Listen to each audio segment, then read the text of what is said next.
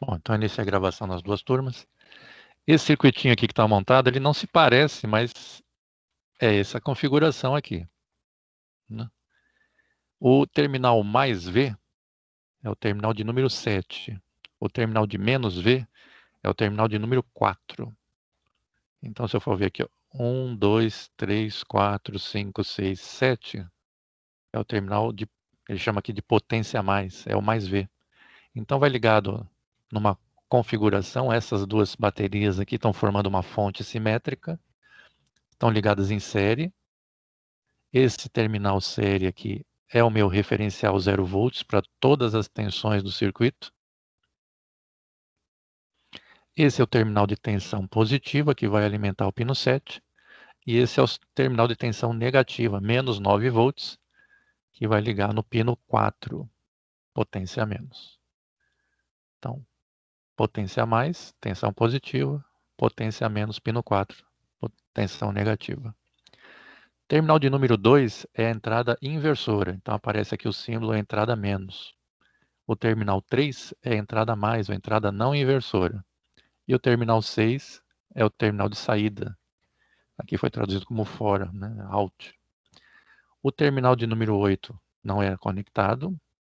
O terminal de número 5 e 1 é utilizado para fazer o equilíbrio dos amplificadores diferenciais internos. Então a gente não vai utilizar agora. Esse 6 é o amplificador 741. O amplificador operacional 741. Então ele está nessa configuração. Tensão de entrada, que vem do potenciômetro, vai para o resistor R1. Potenciômetro, tensão de entrada, vai para o resistor R1, de 10 kΩ. O resistor de 10 kΩ, o R1, ele vai aqui para o terminal de número 2. Então, R1 de 10 kΩ, tensão de entrada, R1 vai para o terminal de número 2. Do terminal de número 2 para o terminal de número 6, ou seja, da entrada inversora para a saída, tem um resistor R asterisco. Do terminal número 2 sai um resistor que vai para o terminal número 6 de saída. Esse daqui é o R asterisco. Então, vou tentar colocar aqui.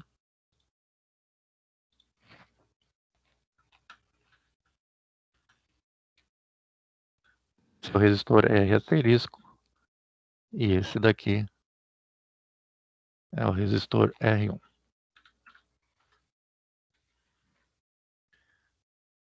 Vamos aplicar a formulazinha aqui.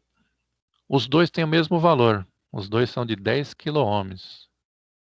10K e 10K. Então, o ganho de amplificação que eu vou ter aqui é a divisão do valor do R asterisco pelo valor do R1. Como os dois são iguais, 10K dividido por 10K vai dar 1. Todo número multiplicado por 1 é ele mesmo. Então, a tensão de saída vai ser a própria tensão de entrada. Só que invertida. Tensão vai estar com sinal negativo. Então, vamos dar uma olhada lá. Iniciei a simulação. Vou entrar aqui com 1,4 volts na entrada. E na saída eu tenho menos 1,4 volts. Professor, de onde que veio essa tensão negativa? Veio dessa fonte aqui, ó. Ah, mas como é que eu vou manter a tensão negativa? Porque o terminal GND, ó, terminal GND, aquele referencial 0 volts, aquele que sai do meio das duas fontes, a nossa referência, onde nós consideramos que ele é potencial 0 volts, ele não vai ligado no circuito, ó, mas ele faz parte do circuito. Então, a partir dele que eu vou medir a tensão de entrada, ó, desse terminal preto aqui para a entrada, que tem 1,41. E do terminal de saída, que é o pino 6, para o GND. Esse resistor aqui está funcionando como carga, né? Podia não ter nada, podia ter alguma coisa. Então ele só está funcionando como uma cargazinha. Vai fluir uma corrente do pino 6 para o resistor e vai para o GND? Vai. Qual o limite dessa corrente aqui? 20 miliamperes. Então os operacionais, pelo menos 741, tem um limite aqui, ó, Você pode puxar uma corrente no pino de saída de até 20 mA. É suficiente para acender um LED, mas não dá para ligar um motor ou qualquer coisa, um alto-falante, você não consegue atuar em cima deles. Tranquilinho até aí? Tudo bem. Bom, uma coisa interessante que acontece aqui é, quando eu entrar com uma tensão de 9 volts, quanto que eu vou ter aqui na saída? Ó, aqui é praticamente 9. Na saída eu vou ter um pouquinho menos. Tudo bem? Vou só lembrar que a minha tensão de entrada vai ter um limite de tensão de saída. E esse limite de tensão de saída é definido pela tensão da minha fonte simétrica e também pelo consumo do operacional. Ele também vai cobrar alguma coisa em termos de tensão para poder trabalhar. Vamos melhorar isso aqui? Mudando o resistor de ganho aqui. Ó. Vamos colocar ele 100K. Se a gente fizer a continha, o S asterisco é 100K, o R1 é 10K. Um dividido pelo outro vai dar quanto?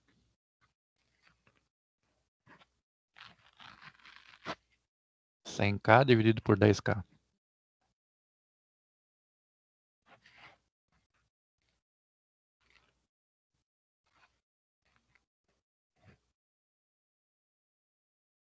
Alguém? Tá alguém? Deu 10? 10. Então, a gente tem um ganho de 10. Então, significa que a minha tensão de entrada, primeiro ela vai ser amplificada. Quanto? 10 vezes. E depois ela vai ser o quê? Invertida. Então, primeiro eu amplifico, tá aqui, ó, amplificador, e depois que eu amplifiquei, eu faço a inversão da polaridade. Então, a função dessa configuração é amplificar a tensão de entrada e inverter a polaridade na saída. Então, esse aqui é o ganho de amplificação. Vou pegar a tensão de entrada, vou multiplicar por 10. E antes de sair, eu inverto a polaridade. E aí eu vou ter a tensão de saída. Vamos fazer lá então. Coloquei 177 milivolts. Se eu multiplicar 177 milivolts por 10, eu vou chegar em 1,77 volts. Aqui daria 1.770 milivolts ou 1,77 volts. Tranquilinho? Então, tensão de entrada multiplicado pelo ganho. O ganho é determinado pelos valores do resistor de realimentação, R asterisco, pelo resistor de entrada, R1.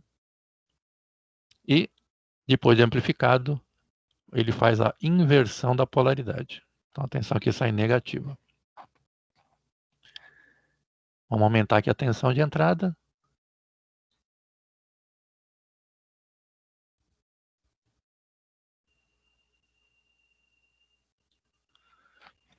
Quando eu chegar em 1 volt, aqui na tensão de entrada, qual a tensão que eu esperaria na saída?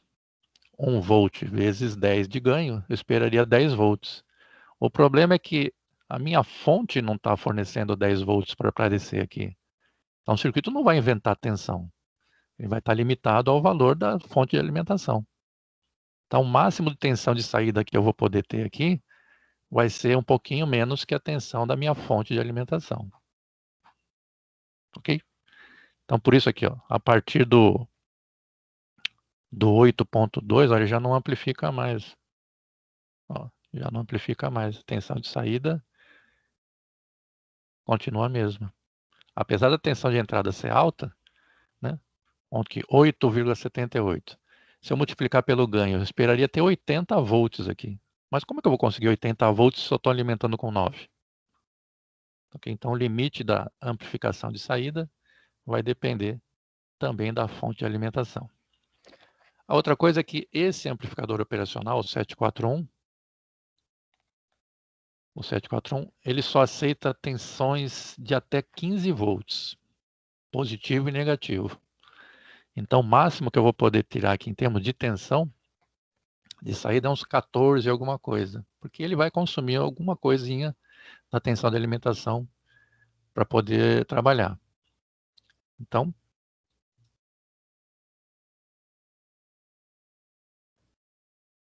a partir de 1 volt, já a partir de 0,8, né, 0,9 volts, você já não tem mais amplificação.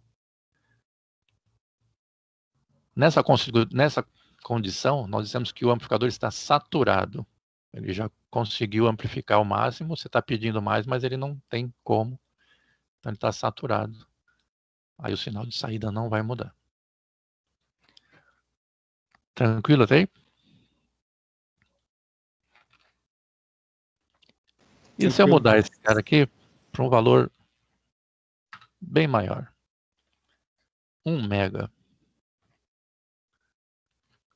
Qual é o ganho de amplificação? 1000 kg dividido por 10 kg.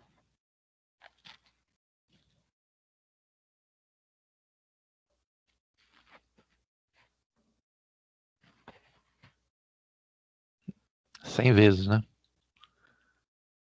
Então assim que eu começar, ó, já saturou.